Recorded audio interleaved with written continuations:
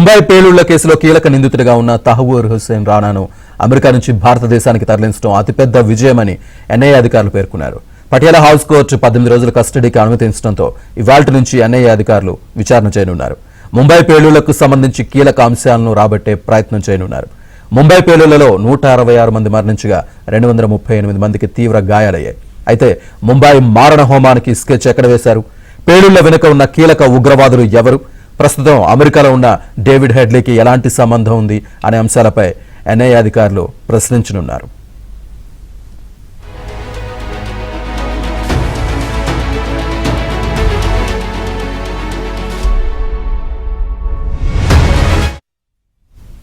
ఇదే విషయానికి సంబంధించి పూర్తి డీటెయిల్స్ మా కరెస్పాండెంట్ సతీష్ అందిస్తారు ఢిల్లీ నుంచి. సతీష్,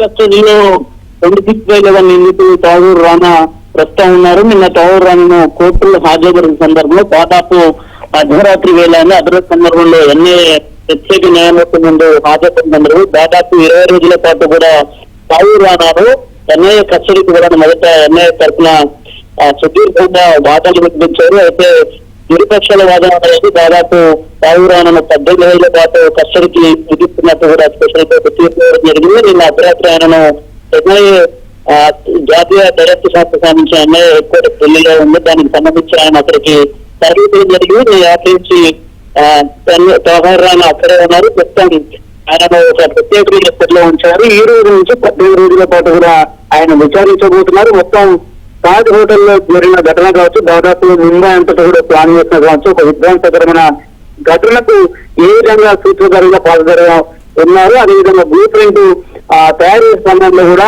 ఏ మేరకు ఆయన పాత్ర ఉంది, దాదాపు 166 మందికి పైగా కూడా జరిగిన ఘటనలో మృత్యున్న యావత్ దేశం కూడా నాటి సందర్భంలో పెద్ద ఎత్తున కూడా అంశాన్ని ఖండించింది. తాజాగా ఆయనను యూఎస్ నుంచి నిన్న సాయంత్రానికి ఢిల్లీలో ప్రత్యేక విమానం ద్వారా తీసుకొచ్చి అనంతరం నిన్న